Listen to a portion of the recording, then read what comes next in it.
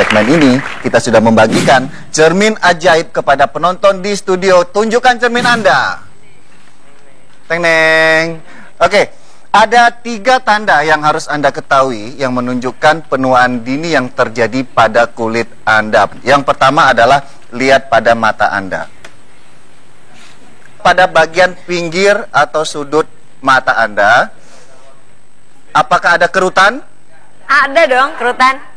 Tapi ekspresinya jangan dimainkan. Anda diam saja, tidak perlu mengernyitkan mata, tapi gitu. diam. Jika Anda diam, tiba-tiba Anda melihat ada kerutan atau garisan pada pinggir mata, itu adalah salah satu tanda proses penuaan dini. Tapi kalau apabila kita Anda masih senyum, di bawah usia 30 tahun. Kalau kita tertawa kan pasti kan ada kerutan tuh nggak masalah. Iya, itu wajar. Itu wajar. Karena kebanyakan ekspresi seperti itu ya. Yang kedua adalah masih di daerah mata Anda, yaitu lingkaran hitam. Oh, bawah sini. Iya, di bagian bawah sini, lingkaran hitam. Gimana Anda pemirsa yang di rumah?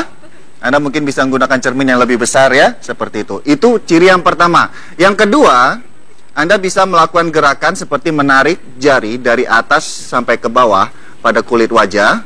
Ayo, segera dipraktekkan. Tarik ke bawah. Apabila ditemukan garis putih, itu menandakan kulit Anda kering. Kulit kering ini lebih cepat mengalami proses penuaan dibanding kulit berminyak, walaupun kulit berminyak ini masalahnya biasanya adalah jerawat. Yang ketiga adalah elastisitas kulit. Ini caranya sangat mudah. Anda tarik pipi, kemudian lihat berapa lama kulit Anda kembali ke bentuk semula. Saya pengen coba, Laras. Oh, tok. Gitu. Kalau ini emang gemuk ya, cabi. Oh, balik kok. Pemirsa yang di rumah dan juga penonton di studio, penuaan dini itu sebenarnya adalah proses yang bisa diperlambat. Oh, diperlambat. Dicegah tidak bisa. Namanya juga proses menua itu nggak bisa dicegah. Bicara masalah yang mempercepat proses penuaan dini adalah sesuatu yang kita konsumsi sehari-hari dan terkadang sulit dihindari, yaitu gula. Pernah mengkonsumsi gula? Tiap Pasti, hari. ya? Tiap hari. Oke, untuk Anda pemirsa di rumah dan penonton di studio, saya ingin tunjukkan bagaimana efek gula terhadap kulit Anda. Dan saya sudah ditemani oleh seorang ahli nutrisi, ya. Rizal, apa kabar? Halo, baik dok. Iya, Rizal kenalkan ini Laras. Oke. Tadi sudah bincang-bincang masalah gula nih. Nah, ini bicara tadi yang saya bilang bahwa pengaruh gula terhadap proses penuaan pada daerah kulit, ya ini saya ibaratkan adalah pada tabung ini. Lihat ya. Di sini ada paralon di depan. Ini adalah serat kolagen, serat elastin yang membangun struktur kulit Anda sehingga terlihat elastis. Seperti itu. Di bawah ini, bola-bola kuning ini adalah konsumsi gula yang terjadi terus-menerus sehingga posisi ini ya. Jadi ini bicaranya ini lapisan kulit atas nih. Anggap ini tas sarung tangan saya ini yang huruf G ini gula. Apabila ini terjadi terus-menerus ya, dia akan menurunkan fungsi dari serat kolagen. Saya tarik ya paralonnya. Ini terjadi bulanan misalnya seperti itu ya. Saya tarik lagi. Nah, kulit bagian atas yang awalnya rata, ini akan melendung ke dalam. Ya, seperti ini. Iya. Nah, inilah awal dari yang namanya kerutan. Oh, kerutan. Jadi kerut di usia yang tidak seharusnya.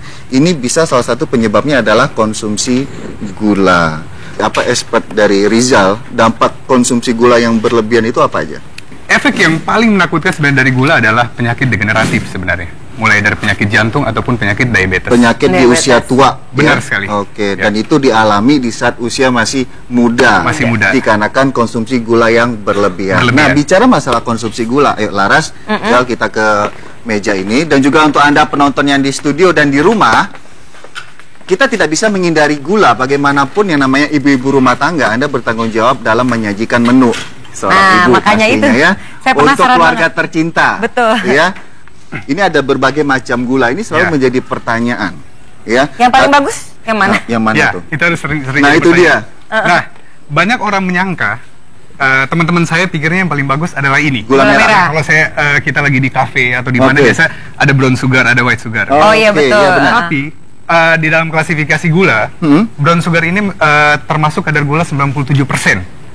Itu ada tingkatan. Pertama adalah brown sugar, itu ada 97%. Setelah itu ada yang kita kenal namanya madu. Madu itu dia berada di 80%. Oke. Nah, ini kan namanya gula alami ya. Ini adalah jenis gula alami. Nah, gula alami ini, kecuali ini adalah gula sintetik atau gula buatan. Ya, ini gula pemanis Nah, ya. Pemanis kalaupun ingin konsumsi gula alami, yang paling baik adalah sebenarnya ada gula tebu. gula tebu. Karena gula tebu hanya mengandung sekitar 55% dari kadar Oh, gula. paling rendah bagus ya. dong itu ya. Bukan paling bagus sih sebenarnya. Semua bisa jadi bagus, yang penting kita Takarannya. takarannya. Iya, seperti Takaran itu. saja. Nah, ini ada gula sintetik. Nah, gula buatan ini paling banyak dan paling bagus adalah dikonsumsi oleh orang dengan Diabetes. pastinya diabetes, karena dia tidak akan dimetabolisme dalam tubuh. Oke. Dia memberikan rasa manis, tapi tidak akan dimetabolisme dalam tubuh. Metabolisme dalam tubuh itu dalam proses lambat, cepat, atau istilahnya dan langsung dirubah jadi kalori. Dia akan dirubah jadi kalori, Langsung tapi energi itu pun ya. kalorinya sedikit. Sedikit ya. Ya.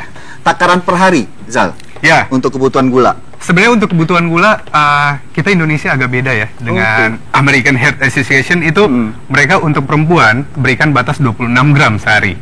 26 gram Ya. sehari. Itu Untuk kira-kira berapa sendok? Itu kira-kira sekitar 2 sendok sampai 3 sendok lah. Makan? Untuk Makan? perempuan. Ya, sendok makan. Dikit banget ya. Dikit. Tuh. Benar. Tapi untuk dari Indonesia sendiri, dari Kementerian Kesehatan kemarin untuk tahun 2013 mereka merilis kalau Indonesia itu hanya butuh 50 gram atau 4 sendok makan. Kebutuhan Per maksimal hari? sehari. Dampaknya tadi kan selain diabetes, selain kulit, Kulit. itu apalagi untuk orang yang edik dengan konsumsi gula atau yang manis-manis. Yang pasti kegemukan lah.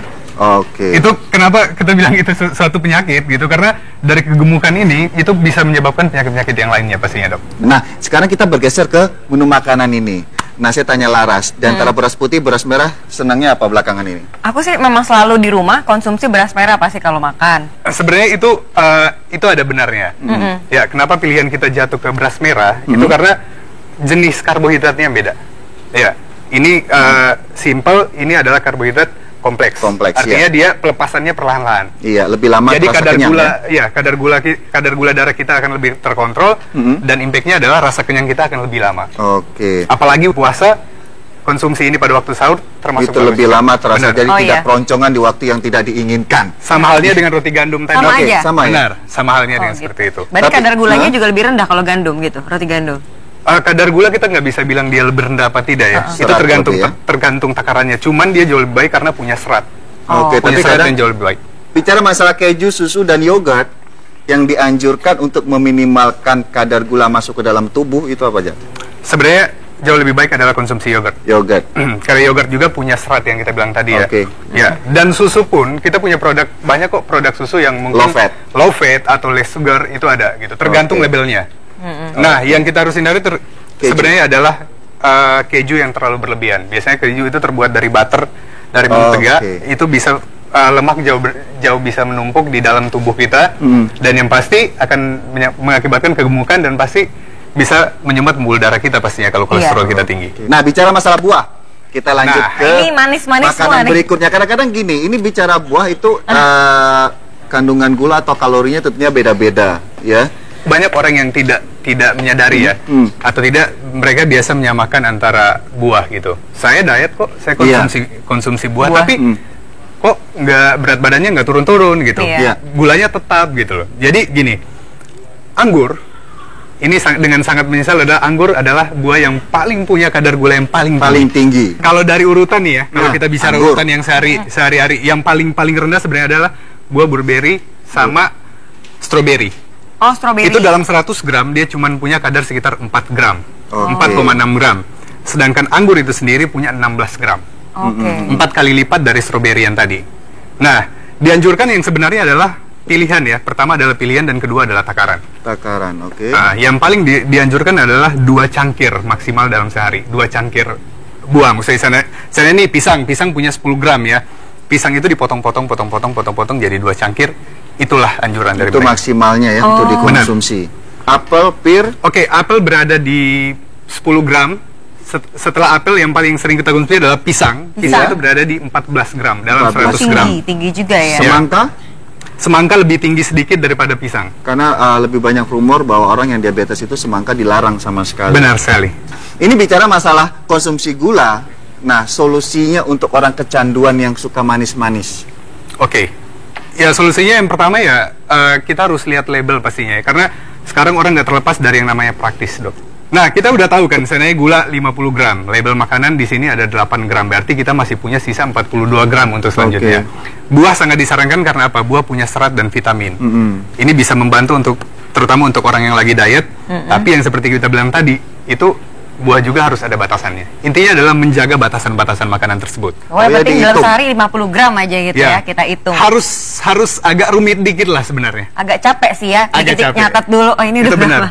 Iya Karena gitu. ada istilah sehat itu mahal. Sebenarnya bukan mahal di price, ya, bukan di Bukan harga, mahal. tapi mahal di mana kita memanage diri untuk berani meluangkan waktu menghitung-hitung apa yang sudah masuk ke dalam tubuh. benar Itu sekali. yang membuat itu mahal. Nah, itu tadi pemirsa pembicaraan kita mengenai dampak konsumsi gula berlebihan tidak hanya terhadap kulit Anda, tapi juga pada penyakit-penyakit degeneratif atau penyakit yang biasanya diderita oleh orang tua tapi terjadi pada usia yang tidak seharusnya.